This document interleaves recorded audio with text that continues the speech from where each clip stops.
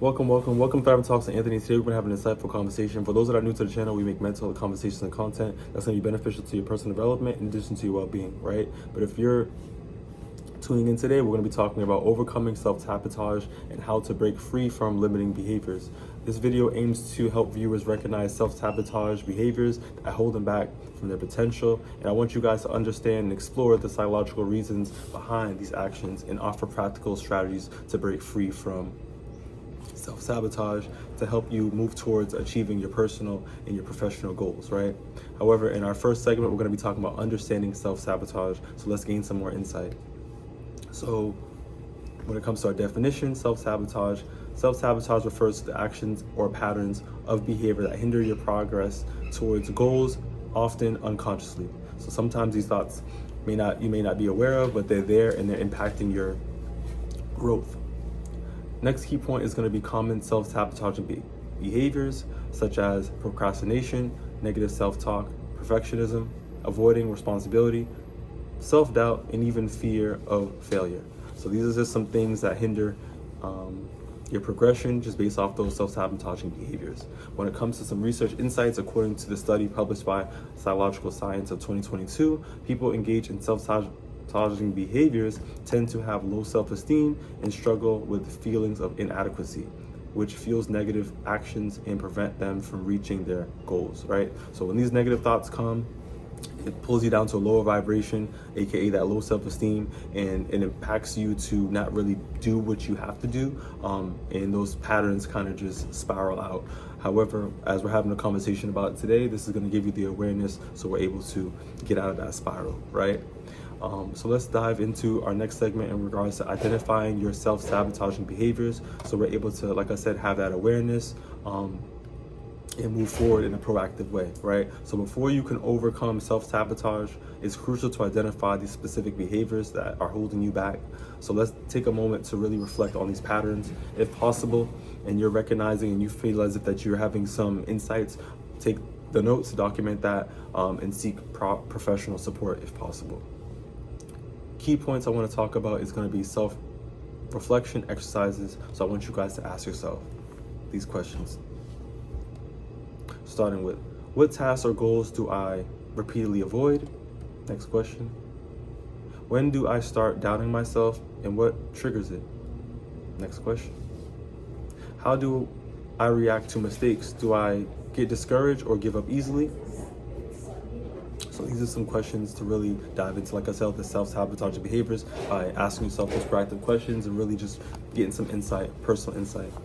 Next key point is going to be the role of fear. So many self-sabotaging behaviors stem from fear of failure, fear of success, fear of being judged, right? So we got to really just regulate where is this fear coming from, and really try to, like I said, note take and move forward from there. When it comes from some insights from the Journal of Behavioral Medicine shows that individuals who fear failure often engage in self-sabotaging behaviors as a protective mechanism to avoid feelings of inadequacy, right? We have to really take into consideration, in order for us to feel comfortable, we got to feel uncomfortable to become comfortable, right? So we got to do things that's obviously uncomfortable or not in the ordinary for us to really just break free from these behaviors, right? But I really want us to take into consideration of the positive mindset, because that is going to allow us to break free from this self-sabotaging behaviors when we're able to engage into positive thinking, just on that type spectrum. But let's dive into segment number 3 in regards to the psychology of behind the scenes when it comes to self-sabotage. So why do we self-sabotage ourselves? We're going to dive into the psychology of these behaviors, and understanding the root of the cause is the first step of even overcoming them, right? So key point in regards to, like I said, understanding the root causes and overcoming them, we're going to dive right into fear of success versus fear of failure. So some individuals fear success because it brings new expectations or responsibilities. Others fear failure and will avoid taking action to protect themselves from perceived shame or disappointment, right? So there's various reasons why people feel the way they feel, and these different thoughts and feelings definitely impact the way that you want to be able to engage into certain challenges or obstacles in that way, right? Next key point is going to be imposter syndrome. So a feeling that you're not worthy of your success, which can lead to self-doubt and undermining your own achievements. This is major because, like I said, some of these thoughts may wander unconsciously, and this definitely impacts your, well-being in addition to how you're going to be able to perform. And like I said, I want you to be able to be proactive with this when you're having these thoughts. Write them down, and if possible, seek professional assistance so they're able to really assist you in a supportive way, and use modalities, in other words, proactive strategies to be able to help you regulate and break free from these patterns, right? Next is going to be perfectionism. The desire to do everything perfect often leads to procrastination. As perfectionists, many fear making mistakes or not meeting high standards, right? So when we're trying to be perfect, everything has to be, specific, gotta be this way, gotta be this detailed. And, like I said, it's linked to procrastination. So when you're trying to be too perfect, it often leads you to, I'm gonna get to it, and eventually you don't even get to it, right? So we've gotta be able to recognize these patterns, like I said, and this awareness is gonna be able to help us have more insight and understanding of, the self-sabotaging behaviors, right? But moving forward in regards to some research from the American Psychological Association, individuals with imposter syndrome were found to self-sabotage by overworking themselves or avoiding opportunities to protect their fragile sense of self-worth, right? We got to realize at the end of the day, we're not made to be perfect. We're made to improve, right? So it's okay for us to fall down, because we, can get back up, right? So I want us to take that into consideration when it comes to self-sabotaging, and even those that out there that have the imposter syndrome that are trying to really navigate themselves dealing with self-sabotage. We can get through this. We also got to realize when it comes to our image, we can always improve, we can always change. So the person that we are today in this moment, in this exact state, it doesn't have to be stuck like this. We don't freeze in time. We improve in time with proactive work and support. So I want us to take the next steps to be able to get where we need to be. But like I said, seeking help and, utilizing these proactive steps. When it comes to the next segment, we're going to be talking about the practical strategies to overcome self-sabotage. So I really want us now to that we understanding the causes of self-sabotage. Let's look into some actionable steps so we'll be able to break free from self-sabotage and start moving forward, in the pattern of, our goals, towards our goals. So key point number one, we're going to start small, achievable goals. So break down large goals into smaller ones. You want to be able to make it into manageable steps. And as you're moving forward, as you're moving through your goals and stuff like that, you want to be able to celebrate your progress to build that momentum, right? You have to, I want to say that one more time, celebrate your progress to build that momentum, because at the end of the day, these little celebrations and these little goals and these milestones that you're making, it only leads to that bigger picture and that bigger, celebration. So we got to be able to break things down small as we're working towards that bigger goal. Next is going to be practice self-compassion. We got to really be mindful for ourselves. We went through so much prior to even being the person that we are today. We really got to be able to take in consideration to be kind to ourselves, be nice to ourselves, right? So replace the doubt, criticism with kindness, right? Understand that mistakes are part of growth, and be gentle with ourselves when things don't go as planned or things don't go our way. So be kind to ourselves, practice self-compassion. Next is going to be challenge negative thoughts, right? So replace limiting beliefs with positive affirmations, practice cognitive reframing to turn, right? So I can't do this to, into I'm learning and I'm gonna be improving, right? So try your best to, like I said, embrace positivity and allow your mind to really free flow when it comes to positivity to really break those negative thoughts. Next is going to be develop healthy habits, right? So you're going to be able to create routines and stick with them. Like I said, consistency is really what's going to build that growth and that discipline, and reduce the chances of falling back into self-sabotaging behaviors, right? So when we're developing those healthy habits and we're staying consistent to them and we're embedding that into our self-care routine, it's going to really help us long term. Next is going to be accountability. Right? So share your goals with someone that you trust and set up a regular check-ins to keep track of your progress, right? For me, it could be one of my friends I associate with, or even a mentor, right?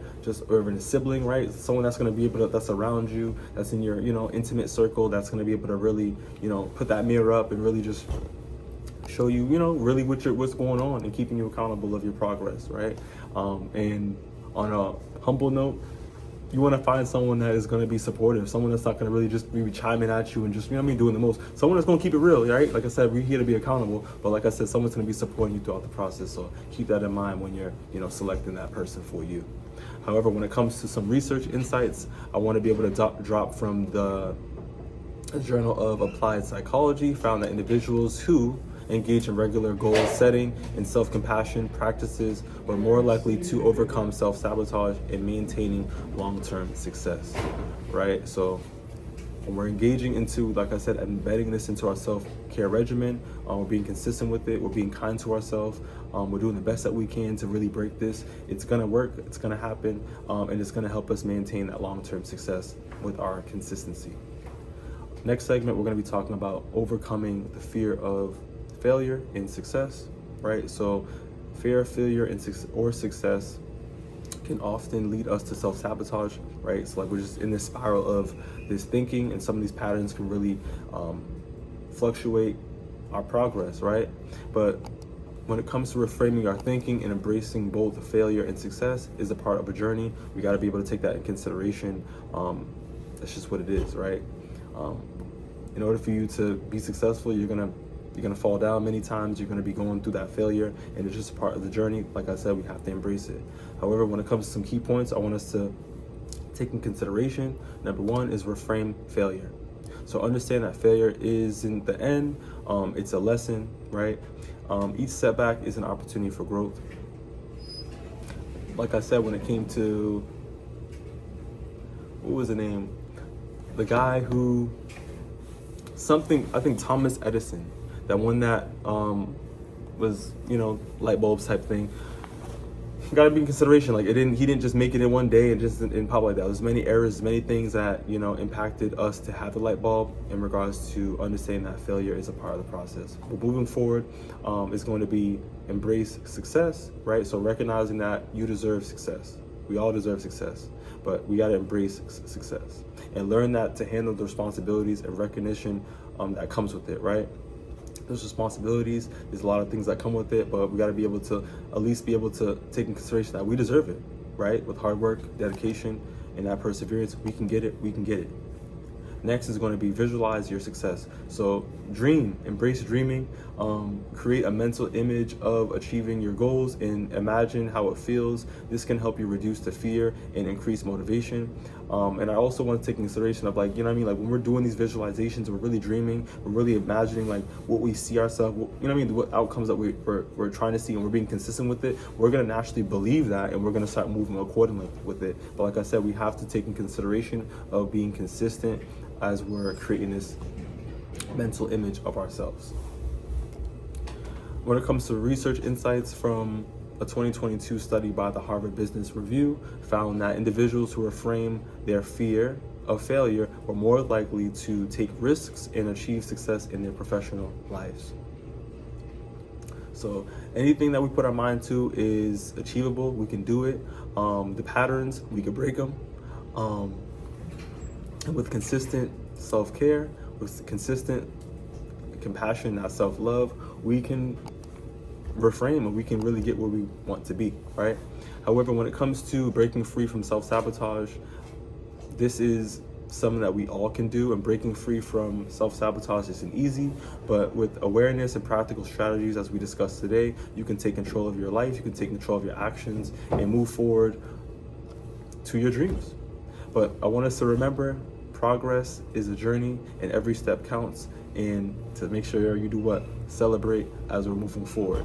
However, if you found this video beneficial, throw a thumbs up, share if possible, and stay tuned for more intentional content. Take it easy. Thank you for thriving with me.